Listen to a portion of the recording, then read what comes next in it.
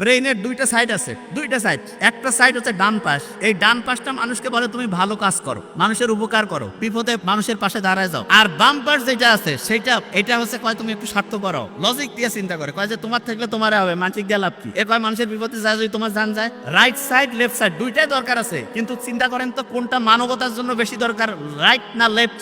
Right. অন্যের বিপদে আগায় যাওয়া, মানুষকে হেল্প করা, এটা সবচেয়ে রাইটের কাজ। এবং দেখেন আল্লাহ যে বলছে মানুষকে আমি ডানপন্থী করে বানাইছি, ব্রেইনের দেখেন ডানপন্থী, যদিও ব্রেইনের ডান পাশটা শরীরের বাম পাশ, বাম পাশটা শরীরের ডান পাশ নিয়ন্ত্রণ করে, কিন্তু এটা ইন্টারেস্টিং। এবং দেখেন যে এখানে কেউ কি আছেন যমজ ভাই বোন আছেন, যমজ ভাই বোন, যমজ যদি কেউ থাকে দেখবেন যে যমজ ভাই বোনদের কিন্তু চেহারা সেম হইতে পারে, সেম, এমনকি ডিএনএ যে আছে সেটাও সেম হইতে পারে, কিন্তু ফিঙ্গারপ্রিন্ট সেম হবে না। এই পৃথিবীতে আদম আলাইহিস সালাম থেকে যত মানুষ আসছে তার মধ্যে কোনো মানুষের একজনের সাথে আরেকজনের ফিঙ্গারপ্রিন্ট মিলবে না। আল্লাহ কিন্তু কোরআনে বলছে যে আমি তোমার আঙ্গুলের ডগা পর্যন্ত পুনর্বিন্যস্ত করতে পারি। আল্লাহ কিন্তু কয়নি ডিএনএ আরএনএ এগুলোর কিছু কথা বলেনি, আঙ্গুলের ডগার কথা বলেছে। স্টুডেন্ট যদি অসাধারণ হইতে চায় তাহলে ইসলামের যে মূল কালচারটা মুহাম্মদ সাল্লাল্লাহু আলাইহি ওয়াসাল্লাম যেটা বলছে এশার নামাজের পরে ঘুমায় যাও, এটা হচ্ছে সবচেয়ে সেরা। কারণ রাত 10টা থেকে ভোর 4টা-5টা এই সময় যে ঘুমটা হয় প্রত্যেক ঘন্টায় অন্য সময়ের 2 থেকে 3 গুণ বেশি রিসার্চ হয় ব্রেইনটা, এবং ওই সময় আমাদের শরীরের রোগ প্রতিরোধ ব্যবস্থাটা বাড়ে। আর যেই রুমে আপনার সন্তানকে রাখবেন সেই রুমে একটু গাছ লাগাবেন, এবং পারলে জানালা দিয়ে গাছ দেখা যায় এরকম ব্যবস্থা রাখবেন। তাহলে কি হবে,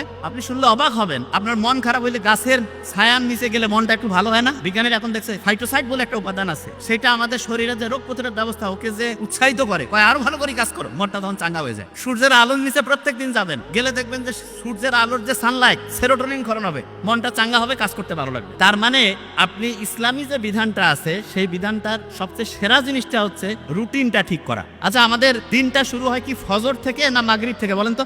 দিনটা শুরু কখন? দিন মাগরিব। দেখেন ইসলাম যে সেরা তার শেষ উদাহরণটা দিয়ে শেষ করছি।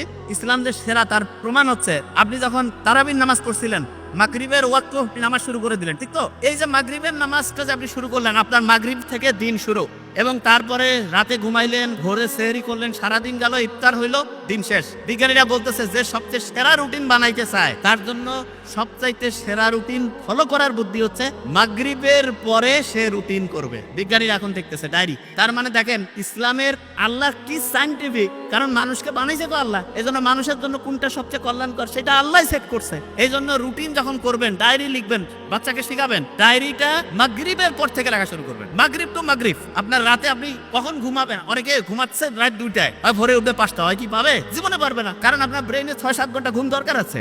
এই কারণে আপনি মাগরিবে রুটিন করে ফেললেন যে আমি 10টার মধ্যে ঘুমাই যাবো, ভোর 4টা-5টায় উঠবো, উঠে একটু পড়াশোনা করব, তারপরে দিনে একটু সূর্যের নিচে হাঁটাহাঁটি করবো, বুক ভরে শ্বাস নিবো, ছাড়বো, এবং সব সময় 2টা কাজ করবেন। একটা হচ্ছে অন্যকে হেল্প করবেন, আর 2 নাম্বার যেটা হচ্ছে সেটা হচ্ছে আল্লাহর কাছে চাবেন।